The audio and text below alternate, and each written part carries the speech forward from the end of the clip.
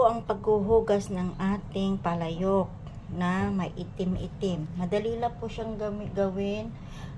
Ang gawin nyo lang po ay lagyan ng baking soda, babadan po.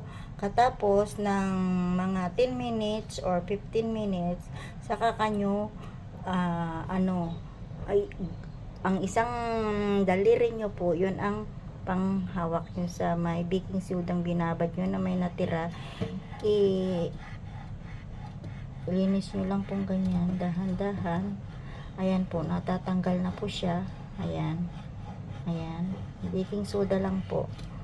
Ayan, binabad ko po siya ng 10 to 15 minutes. Ayan nga po siya. Ayan, natatanggal na. Kanina po talaga ang itim-itim po talaga ito.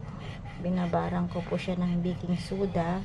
Ayan po, natatanggal po siya. Ayan, ayan po.